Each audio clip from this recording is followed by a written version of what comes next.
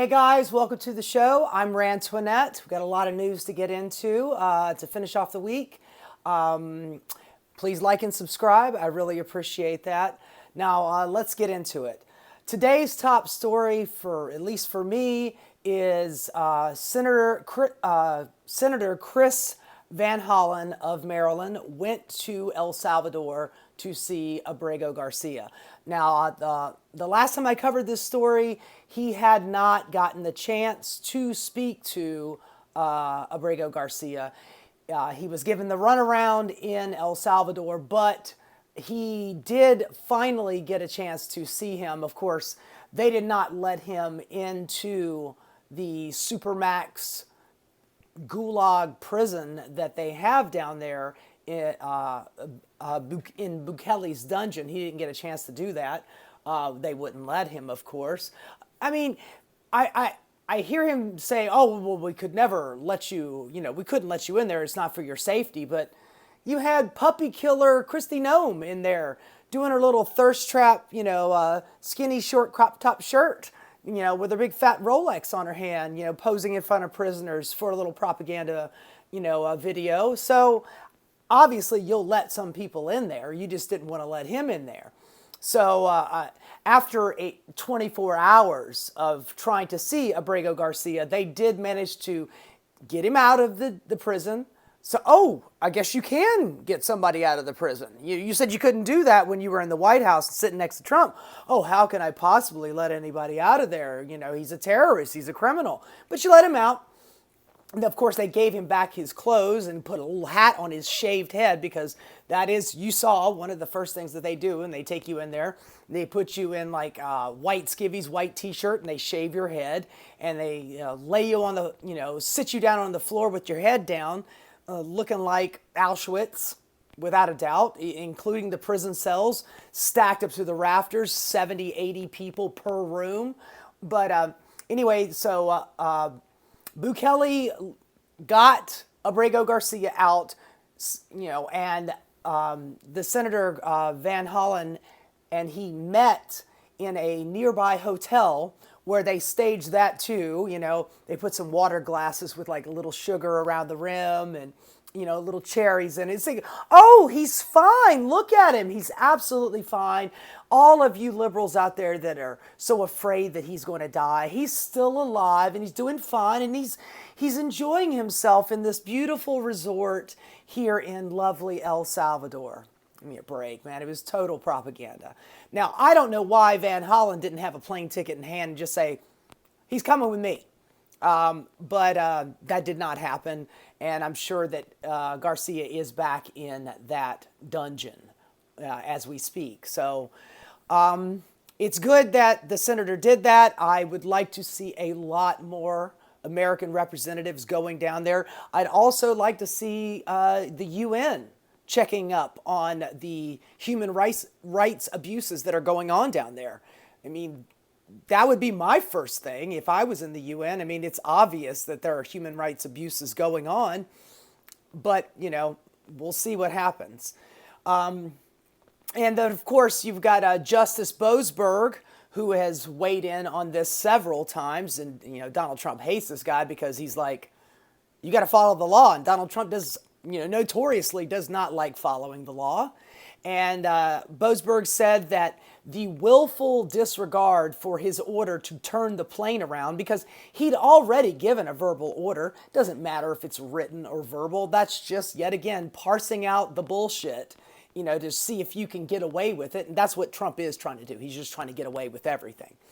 But, he did not turn around the plane and sent like 250 people to that dungeon.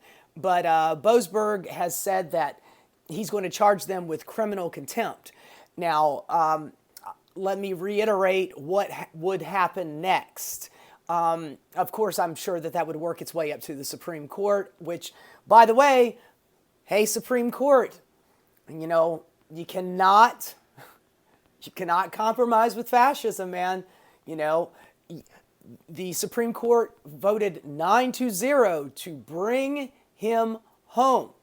And immediately, the Trump's White House lawyers got involved. and, started working on ways to say, no, we didn't really lose. Actually, we won. And yet Stephen Miller, Trump's little Goebbels, he is saying, no, we absolutely won. They didn't say we had to, actuate his return. We just had to facilitate his return. Yet again, parsing out the bullshit, same old bullshit. And so what happens next? Well, they could, theoretically, Boasberg could, order arrests for Stephen Miller or Pam Bondi, but since they are, Pam Bondi is the head of the Justice Department, and they control the marshals, how would that happen? Well, then Boasberg would have to deputize somebody who is not a U.S. Marshal to, to actually effectuate that arrest. But then, it heightens the constitutional crisis. And since the Supreme Court has not yet, made a phone call, I mean, why isn't Justice Roberts just calling up Donald Trump going, hey, I don't know if you know this or not, but Stephen Miller's wrong. You can't disobey my orders. You've got to bring him back. But Roberts has not done that. And they're looking for ways to get around some of these appellate courts, these lower courts. So one other thing that Boasberg could do could be to seize assets. And that seems like a better way to go about this, because Donald Trump may effectively be above the law, considering last year's Supreme Court order saying, if the president says it's an official presidential act, then it's just a presidential act. It doesn't matter if it's a crime or not. He says it's a presidential act, then I guess it is. So he's above the law, but these other people are not. And if you seize their assets, whether it's Pam Bondi, whether it's Stephen Miller, maybe that will actually, put them in a little bit of a squeeze. And, maybe that will, affect some kind of change. I don't know. We haven't got to that point yet, but we are definitely in a constitutional crisis. It's just how deep are we going to get before one of them breaks? I'm hearing a lot of rhetoric from, centrist liberals who are, trying to avoid not, dealing with this. A lot of centrist liberals, they want the conversation to be about the tariffs and what Donald Trump is doing to the economy, as opposed to, this immigration issue. Personally, I think that they're both very important, obviously. But the immigration issue, to me, hits more on what our American democracy actually means. If you don't have due process, that's marching back time past the Magna Carta, which was written in 1215, meaning a king couldn't just come and take all your shit and rape your wife and destroy your life without any due process. So to me, that is more important than the economic turmoil that's going on with the tariffs and Donald Trump's idiocy in that regard. But I'm also hearing from Chris Cillizza. Chris Cillizza used to work for CNN. He's not a smart guy. I've seen some videos of his, and he's one of those resistance libs that doesn't really have any, he doesn't have any moral core. And here's a perfect example of it. He said that this whole Abrego Garcia immigration thing is just the soup du jour of the day, and that, you can't talk. He said, what did he say? He said, you can't talk. You can't have you can't have more than one major news thing going on. So if you're talking about immigration, you can't be talking about the tariffs, which I fundamentally disagree with. You could talk about all of the things. Personally, I think that, like I said, both the nation's economy and, the immigration issue that we're having, they're both completely, talk aboutable, if you will. And, when you have this, what did he said something like, we can't have, this our economic, conversation taken away because of one gay hairdresser. Does this guy have any morals whatsoever? It doesn't seem like he has any morals, virtues, or any real serious political prescriptions. Do you have like a a moral base that we should have due process? If they can do this to an immigrant, they can do this to a legal resident, they can do this to somebody with a green card. If you don't stop them now, it will be Americans. It will be, I don't like what you said about me, Trump, my administration, or America. I mean, I remember back in his first term, he was talking about we need to have a different kind of education. The 1776 project was his answer to the 1619 project, which is we should just have nothing but, good, positive information taught in schools about America, and that's it. Don't teach about the real history of slavery and killing the indigenous people, and forcefully taking over the country. Don't want to talk about any of that. We don't want to talk about how so many things were built on the backs of slavery. Can't have anything talking about that. That's anti-American. And I don't know if you guys know this guy. His name is Seb Gorka. He is the most pompous asshole you've ever seen. He talks like this. My name is Seb Gorka. And America is back, baby. We are alpha males, and we are here to stay. And meanwhile, the dude doesn't look alpha at all. Like one good slap, and the guy would go down crying like a little bitch.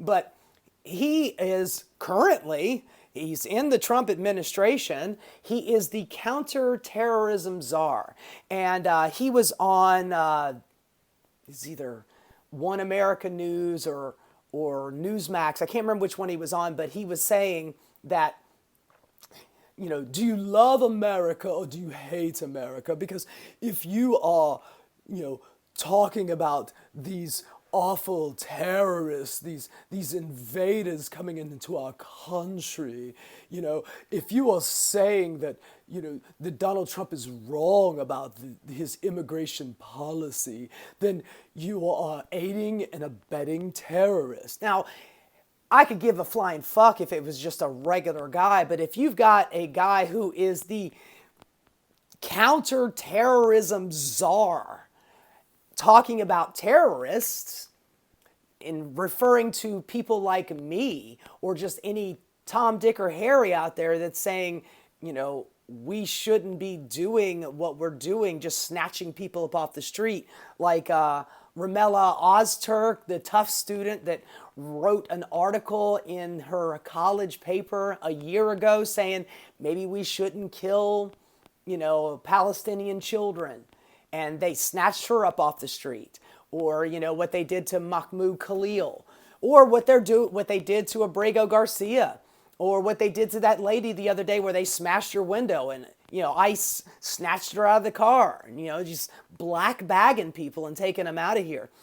If you let somebody like Seb Gorka, have his way, he would snatch up every protester that was at the Hands Off rally a couple of weeks ago and ship them off. I mean, we used to have in this country, due process. You have the presumption of innocence. You are presumed innocent before your trial. You have to be proven guilty. And Donald Trump is wiping his ass with that part of the Constitution. No. All you got to do is just do something that we don't like. You're just accused of it. No trial, no due process, gone. And that is not American. And here's something else that is troubling. The Supreme Court has decided that they will hear the birthright citizenship case. meaning what Donald Trump wants to do is, just because you were born here, if we don't like you, we can just take that citizenship away from you. It doesn't matter if you were born in this country, which is literally just in the Constitution, in plain, simple language. If you're born in America, you're an American citizen. And we can have a different conversation about whether or not the parents should petition to be able to stay in this country to take care of that child or become American citizens themselves. And if they're in this country and they're paying taxes, they don't collect any Social Security benefits from the Social Security tax that they pay. It goes right into our coffers. And unless they become American citizens, they don't get the benefit of that. And I don't know if you are aware of this, but at minimum, it takes 10 plus years to become an American citizen. And you got to be on that shit. And you got to be showing up for every meeting. You can't be breaking any laws. You've got to be clean as a whistle. And you've got to pay money to do that. Now, of course, I'm not talking about like the $5 million gold card that Donald Trump's talking about. I'm talking about actual court fees and what have you. But that is what America is supposed to be about. I mean, have we forgotten our history? Ellis Island, Irish people, Italian people coming into this country through Ellis Island. That was part of America. So what are you doing? You just coming in, you want to slam the door behind you and won't let anybody else in? Dude, we got plenty of space. America's a big ass country. If you ever driven through, the middle of America, there's a lot of open space there. There's a lot of just land. So we got the room for them. And what? Well, we can't let them in here. They're going to be eating up our resources. They will be making resources. More people means more workers, means more money to spend on small businesses that matriculate its way up into big businesses. I mean, that's how economies work. So, I will give absolute praise to Senator Chris Van Hollan for doing what he did and going there and making sure that Abrego Garcia is okay for now. God damn it, man, they got to bring him home. And if that happens, then maybe we could start opening the door to that gay hairdresser that Chris Cillizza is so upset about. Or, the guy with the autism awareness tattoo that he had on his arm because he has an autistic brother and he was snatched up.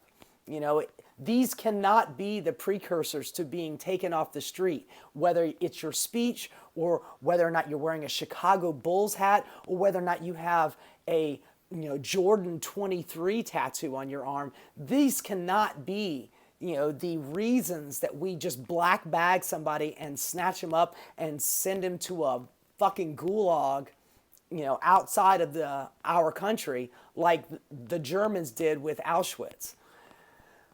God damn it. We got to do something. I'm glad to see that the judges are actually holding their ground, and I'm glad to see that at least one senator nutted up and went down there and took care of business. Hopefully we'll be seeing a lot more of that. Hey guys, thanks so much for watching. If you enjoyed what you saw, please like and subscribe. Keep rocking.